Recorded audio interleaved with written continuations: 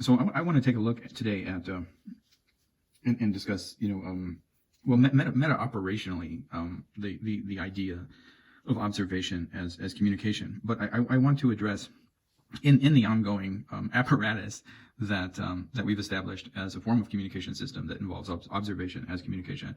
I definitely want to address content, and I want to address content in relationship to context and historical. I want historical content to be revealed in the light of ongoing socio-political realities in the ideological and political domains in which we live and create and observe and consume, right, and define ourselves as socio-political or ethical or any other number of self-defined, right, social existence, right? Our existence is defined by an identification with a relationship to social, whether we perceive that in whatever terms we perceive it in. If we perceive it as a politically defined, if we perceive it as ethically defined, if we perceive it as defined based on personal preferences, if we just see it as defined based on aspects of our existence as embodied subjects who exist in the world as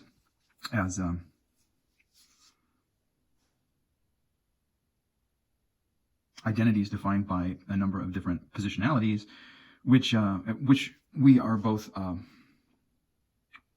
performatively inscribed as, and which we struggle, to define ourselves as. Well, that's a bit long and cumbersome a way of looking at the relationship between content and context. But I think some of those considerations will become clearer as we look at this particular string of observations as communication in these numbers, and specifically looking at views. I'm not going to concern myself with the temporal framework of days at this point, but perhaps we can engage that that meta operational aspect of what we're overlooking, and what enters into the realm of disappearance at some later time or date. But let's look at this first string of numbers first, and then as I said, I think some of those ideas that I threw out initially will become clearer as we go along and look at what contents are available. Okay, so the string of numbers that we're looking at is three views, 4 views, 2 views, 2 views, and 2 views. And as I've said before, there are a number of different ways that we can address and look at space-time travel communication coordinates, and there are ambiguities because we can divide these numbers up in different ways. So the first way that we can divide them up, let's say that we choose the 3 and the 4, and we utilize that number as to designate the third playlist in the first, right, non 360 degree set of playlists. So there's a preliminary complex set that has 40 units, and we can choose between that set, and we can choose between that set and the 360, I'll put in quotation marks, simple sets, right, that don't belong to these sets of sets of playlists. So let's see what belongs to this number 3, 4. And if I go to the playlist set, the complex playlist set 3 is Bob Marley, and the number 4, 1, 2, 3, 4 is Get Up, Stand Up, and I could address that. And then there's another way of looking at this. If there are 4 or more sets within this playlist of complex playlists, then I can take the second number as set 4, and then I can take the third number as the number within that set, within the designation of the fourth set. Okay, so in Bob Marley, the first set we have, if I go over here, so this is 3, 1, 2, 3, and then I believe there are more than, at least there are 4 or more sets within this. So the first set is Bob Marley Gold, and we're looking for the fourth set, and there's or Bob Marley Gold 1, right? Okay, so then we have Bob Marley Gold 2, that's the second set, unless we define that as one set, so there's a certain amount of ambiguity in what we can do there. So positive vibration is either the second or third set, and we could take that as the second or third set. We're still looking for set 4. So natural mystic is either the third or fourth set. So within that fourth set, if we take it as the fourth set and look for the number 2, we can also define so much things to say as another possibility for communication coordinate and interpretation. So far we have 2 and possibilities, and the first being get up, stand up, and the second being so much things to say. But since there was ambiguity about gold 1 and 2 being either 1 or 2 designations of sets, we can also take the next one as set number 4. And in that instance, then this third number, 2, right? So there's the fourth set, and then there was ambiguity there, whether it was Exodus or the next unit, which is uprising, right? So the first set that we discovered, or the first coordinate that we discovered, we used the third entry in the designation of 40 sets. And then we used the simple solution to that 1, 2, 3, 4 from the top without entering into a subset, and that was get up, stand up. And then viewing these 4 sets, we as a subset, we noticed that there was ambiguity between whether we were looking at set Exodus or set uprising as the fourth set, and so the possibilities there give us 2 options, and we designated those results as so much things to say and real situation. All right, so that's all within looking at this this first potentiality as beginning with the number 3. All right, so you can see clearly that there's also potentiality for the number 34, and let's just see what that is within the same set. So within the same complex set of 40, okay, the 40th unit is Zakir Hussain, and so to get to 34, we subtract 6. 1, 2, 3, 4, 5, 6, and there's the 34 most played, which rhymes with the 34 here. So we have the number 2, and if we want to, we can also designate that as the number 22. Since we have 42 units, it's easy to find 22 within 42. All right, so 2 gives us spear burning, and then there's of course there's at least one video that we've created that used this song, and of course that's an image of my hand, holding some salvia appiana, which is on fire and flaming in my hand, and for the length of this video. All right, so that's one option, and then we have 22. So that's 16 units. So if I add 6, it'll be 22. 1, 2, 3, 4, 5, 6, and that's this tune, Brother Blood. One of my favorite, actually, one of 2 of my favorite songs by the Neville Brothers. The second being it's not on here, but it's on the Neville Brothers playlist, which is another tune that has the word blood in it, and this one is My Blood. And this is a Crossroads song, as well as a song designating a relationship to community and self-sacrifice for community.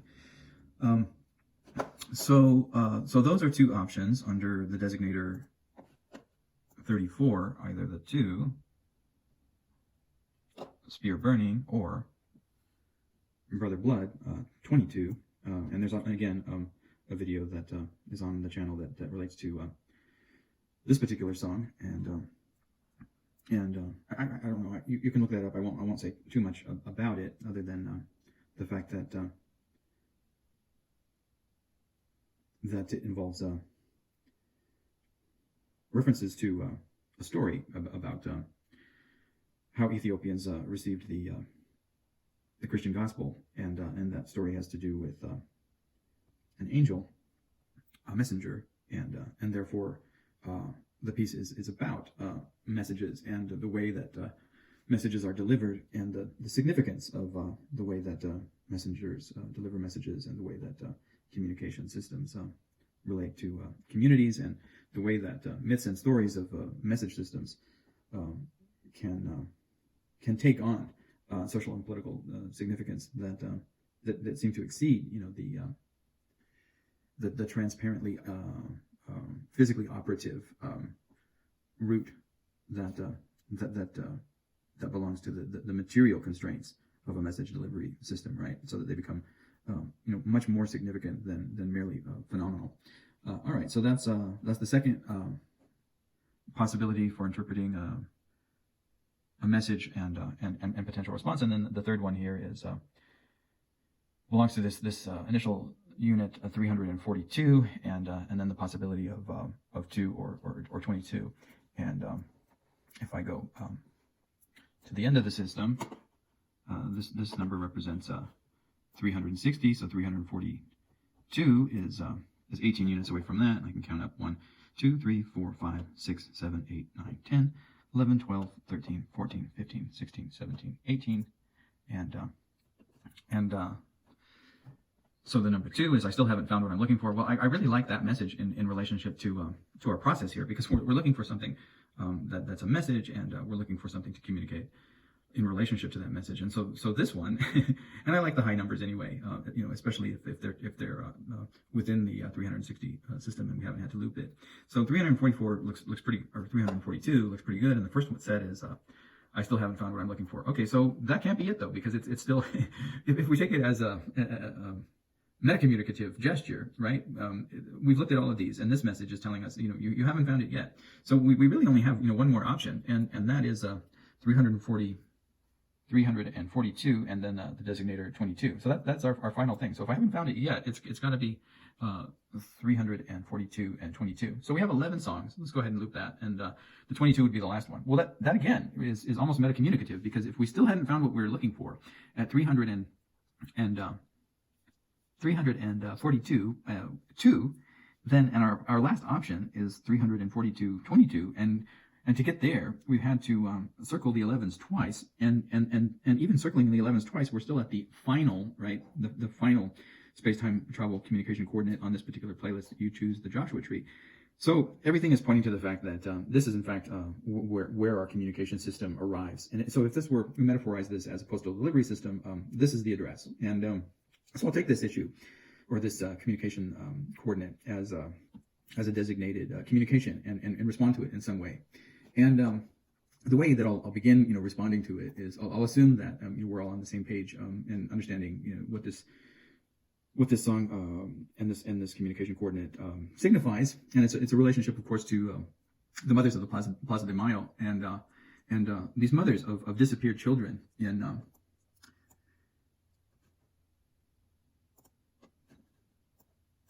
Argentina,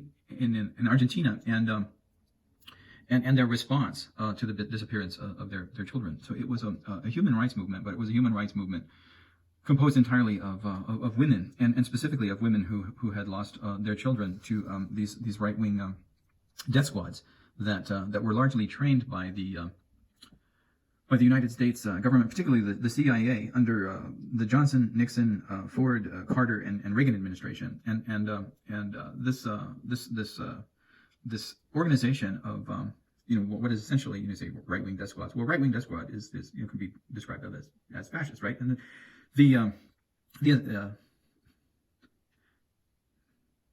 ostensibly, the justification on the part of the CIA was this was an operation that fought the socialistization and communist threat, right, arising in South America, and as part of Operation Condor, thousands of individuals that supported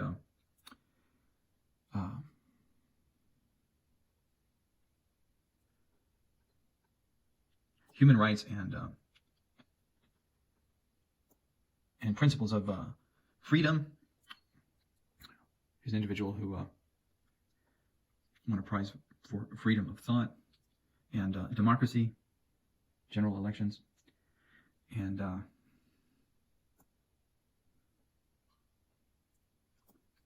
other principles that belong in one way or another to this domain that sometimes we refer to as social justice.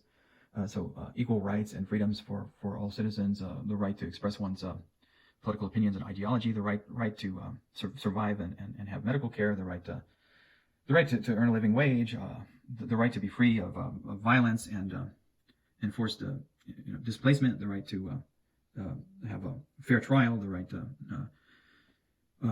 the right of movement, right? In other words, the right to be free from curfew or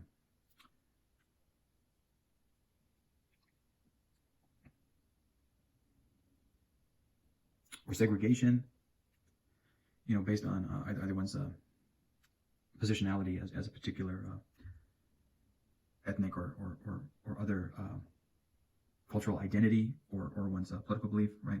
So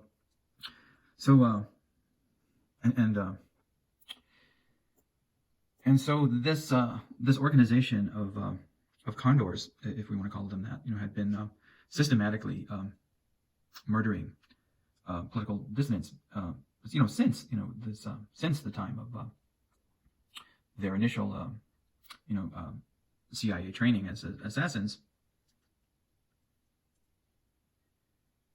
under the Johnson administration, and that information is available not on the Mothers of the Plaza de Mayo site, but there's a link to it. Let's see if I can find it. Yeah, there's a link to it here under Operation Condor, and if you click on that, you can get the statistics on exactly how many individuals were killed and how many individuals were disappeared, and some information regarding the lengthy period of time in which the United States government was involved in the training of these fascist assassination squads that included, not only training on how to murder, but how to torture, and providing technical support and supplies and military aid to those organizations, doing the murdering and torturing, and so all of that is there, and that's the background. So I'm assuming that we're sharing that background, and that's the context out of which this communication is going to emerge. And what I wanted to talk about in terms of that,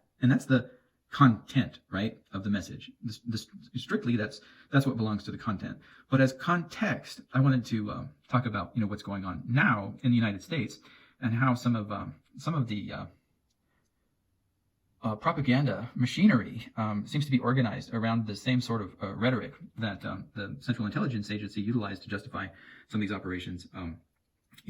From the period of the late 60s through the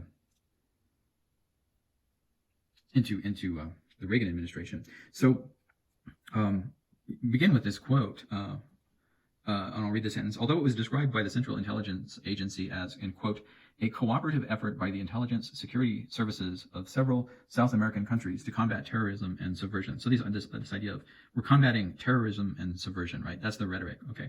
So recently, and this is the context that I want to address this content within. So recently, and here's a different site, and it's the Washington Post, and so hopefully it doesn't disappear as we're trying to look at it. But Hulu reverses policy and will use cable standards for political ads. So the policy before had been we won't run political ads on Hulu, and you have to pay for Hulu, right? So you're paying for this entertainment service, and then in addition to paying for it, you have to listen to their ads. So they're television used to have advertisements as well, but you didn't have to pay for it. It just came over the airwaves, right? And so in that sense, it was free. You had to purchase the television, and then you presumably own that. You might have to make repairs on it, but you own your television. And then there's this stuff that is free through the airwaves, and in your television antenna, however that exists, it picks it up. And then the cost of this free service is you have to listen to these god awful ads, and but now you have to pay and listen to the ads. So this is what you have to listen to. So now Hulu decided to run these political ads, right? Okay, so the Disney-backed streaming service Hulu said Wednesday it will start accepting political ads with the same standards that the company uses for its cable networks, opening the door for issues of advertising on controversial topics after Democratic groups attacked the company for rejecting ads on abortion and guns. Okay, so they rejected the ads regarding abortion and gun control, right? That women have a right to abortion and gun control. But now they've decided to put ads on their political ads on their service. And what we see here, at least, when I watch Hulu, and we have and let me see if I can get onto it. Okay, so this is I'll just go from the Washington Post place to the Hulu place and see if I can pick it up. Because generally it's so this is their front. This isn't my choice. This is their horror stories. This is their front page, the front page for Hulu. And I'll just see if by playing something I can pick up the ad that they've decided to run. Because generally so I'm not advertising for this. Well, this one's interesting because this looks like it's Bruce Willis. So maybe I won't put the murder coming to town. Well, I don't know whether I want murder coming to town or a day to die. But it's all very interesting, isn't it? Is that Bruce Willis? I think it's Bruce Willis. So I'm gonna go ahead and click on this one and see what ad we get. But I'm hoping that I get the ad that I continue to see. And then we'll go ahead and turn up the volume on this, and then and go from there. And if not, if I don't get the political ad, I'll have to just describe it and discuss the way that it relates to the Mothers of the Plaza de Mayo. There seems to be some other ad.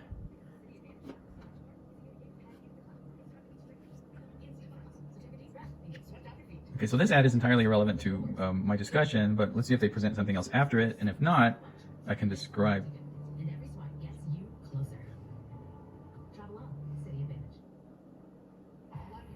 Okay, this is also irrelevant to what I want to talk about. It's an interesting ad from another perspective, but we'll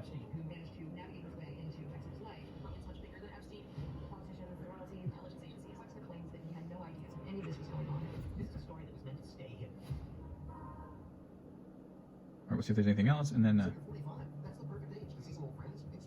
this again is not what I'm looking for.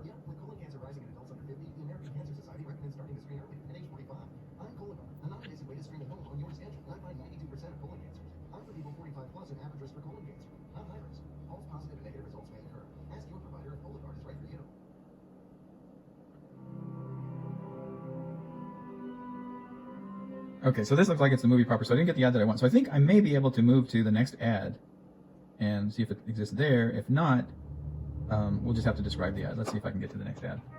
Okay, apparently not. Did I miss it?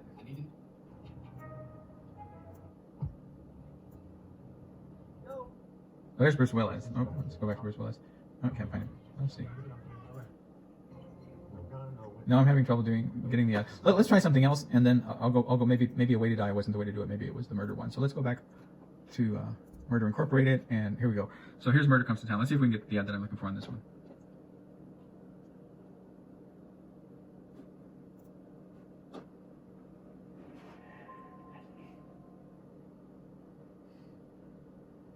Presented by Looking to Buy Window. Okay, this isn't the ad that I want. They'll be about 10 minutes from a hotel by window. The Morgans are soaking up the sun and the smiles. 10 minutes from a hotel by window. Amy and Eric treated video calls from the call of the wild. And still 10 minutes from a hotel by window. With over 6,000 hotels across the country, whenever you're checking out, check in to a hotel by window. Get the lowest price at wyndhamhotels.com. Give it one more, and then we'll go to a different movie. Okay, this seems to be the movie itself. I might not be able to find the ad that I'm looking for. It's so funny because whenever I actually watch something that I want to watch, well, maybe I'll do that. I'll choose something that I want to watch, and then see if the ad comes up. All right, so we had been watching this one, but I don't know if I go to it, if it'll give me an ad. Let's see if Reservation Dogs gives me an ad.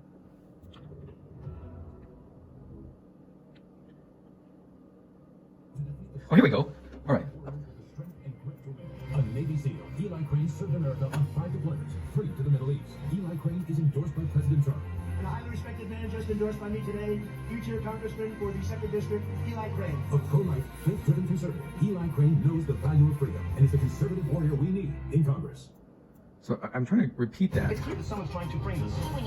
Let's see if I can make it do it again, because I want the beginning.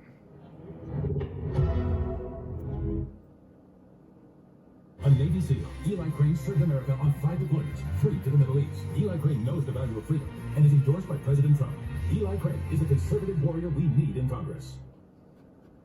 All right, so if it's not clear, one of the reasons that I ran that ad and I spent some time looking for it is because it so much reminded me of the song, Mothers of the Disappeared by U2 and its reference to Mothers of the Plaza de Mayo. And this whole, and here's the Ballotpedia Eli Crane site.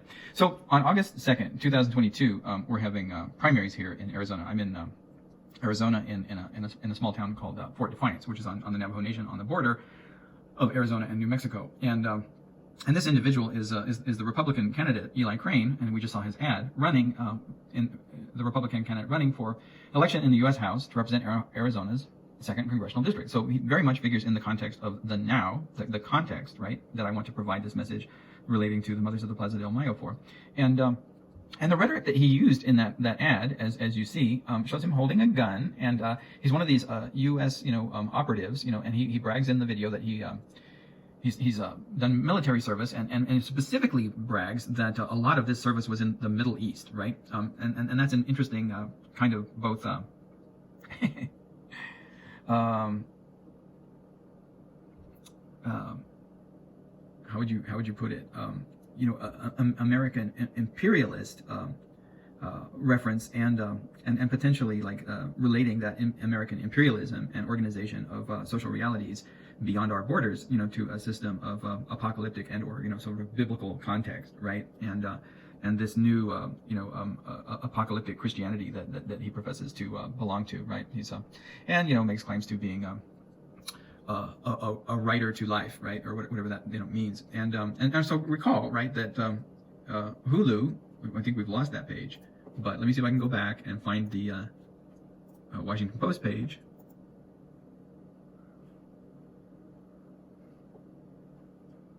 Let's see. Washington Post isn't showing up, or at least I'm not finding it. Let's see. Well, let's just go back from memory because I'm having a little bit of difficulty, finding where that page was. But as it said on the Washington Post, Hulu, recently made this decision, not right to run these ads that support, women's right to choose what women, wish to do with their bodies, and that argue against, the Supreme Court's recent, decision to overturn Roe versus Wade, and all of this new legislature, right, that is making abortion illegal across the country, and particularly in these so-called red states that profess this conservative political agenda, and this threat, right, to liberty and democracy, as a performative political policy. Hulu had decided to reject, right, these ads for women's rights, and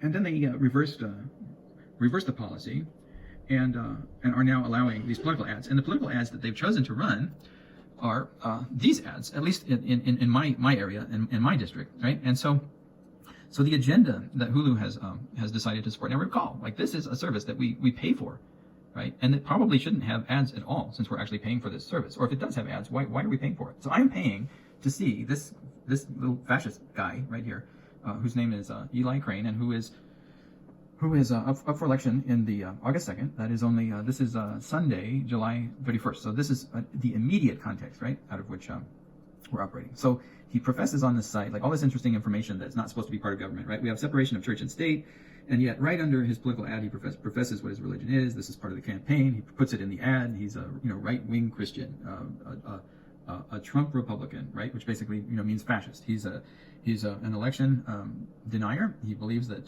Trump won the election, and he not only does he support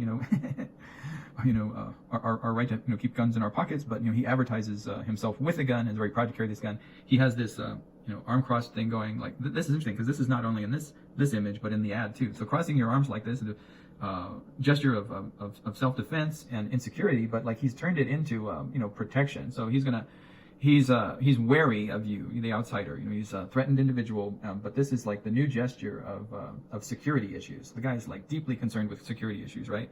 All of the individuals in his ads are white. He likes the baseball cap. He likes Trump. He's a misogynist. He's very proud of whatever CIA tactics he utilized in the Middle East with his guns and his shades, and he refers to his Democratic contenders as socialists, and he refers to himself as a warrior against socialism, right? And he's an armed warrior, armed with some kind of automatic rifle that is going to fight socialism within the boundaries of our nation, right? And then there are some references here. A quotation, continue his. I don't know what the original pronoun was here, but obviously there's been some pronoun sorting going on. Continue his fight, right? All military terms for border security. So he's going to wage a war against any form of immigration, election integrity. Which okay, so the context for this argument about election integrity is that I don't know how many times, but so the election denialists decided that they were going to recount the ballot in Arizona, right? And they did, and then it was taken over by this right-wing organization. So our ballots now are really threatened, because who's going to control the ballots? Well, the people that decide whatever they want to decide and that they want to believe is actually the reality. So they recounted these ballots in Arizona 3, 4, 5, 6, or 7 times, and every time, right, the evidence was that, yeah, in fact, Joe Biden actually did win the election, and they still don't believe, right? So it's like I'll see it when I believe it. So the election denialists and the election integrityists and all of this nonsense, right? They took over the recount, and even after recounting the ballots themselves, they still fail to believe the evidence before their own eyes. So there's no way that they're ever going. There's no evidence is conceivable or imaginable that would alter these individuals' delusions regarding the results of the election, and so there really is no relationship to reality, and but there is certainly like strategies of intimidation, going house to house and asking who you voted for, and putting you on a list of potential socialists. This is fascism in America right here. This is what it is, and the tactics that presumably he learned in the Middle East, either under the whatever military organization that he belonged to, the CIA or otherwise, is what he's applying to our former democracy here in the United States. Okay, and so. All of this is going on in the ad, and the reason that I'm relating the message regarding the mothers of the disappeared and the mothers of the Plaza de Mayo and Operation Condor to this particular context that's defined by some duration of what we can call now, is because it seems to me that the same mentality is operating in terms of our democratic process and the elections that are so much, so much of our democracy is at stake now in the result of these elections and this period of the now. The reason that I'm relating this and expressing this concern in relationship to the mothers of the Plaza de Mayo is it seems to me that it's very possible, right, that the rhetoric of a fascist like Eli Crane could evolve into a situation in which here in the United States we actually have a kind of Operation Condor in which such individuals as this feel that it's okay to let me go back to the quote from the representative from the CIA on Operation Condor, see if I can find that again. It's okay because such a cooperative effort of the intelligence security system of the United States is there to combat terrorism and subversion. And already, right, the rhetoric that someone like Eli Crane uses is to refer to the, in quotation marks, socialist left, which hardly exists anymore in the United States and certainly doesn't exist in any part of the U.S. government. But the rhetoric there that socialism is terrorism and therefore subversion, and that we know that Trump won, and therefore any denial of that is also a form of terrorism and subversion. That's already implicit in the style of advertising and the rhetoric that belongs to the discourses of individuals like this. And the fact that he's on the ballot, and the fact that it's very likely that he'll win, and the fact that an organization like Hulu is promoting this discourse, and at the same time that they failed, right? They utterly failed to address this issue of the politicization of women's rights in terms of their advertising content, and on the one hand, right, rejected political advertising, but on the other hand, when it represented the delusional fascist right, chose to accept it, says a lot about the promotion of ideology in relationship to this entertainer. And for that reason, even though there are a number of things I enjoy watching on Hulu, I don't particularly want to be involved in an industry, and I guess they're run by Disney, as it said in the Washington Post. I don't particularly want to support an industry that that advertises for Operation Condor and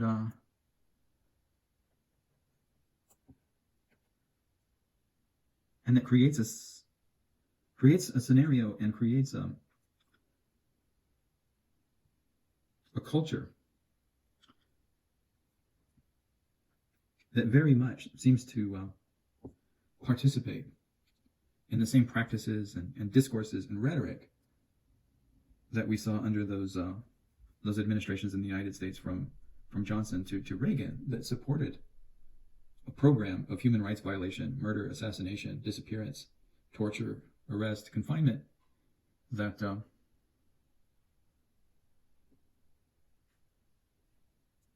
mothers of the disappeared, or the mothers of the Plaza de Mayo,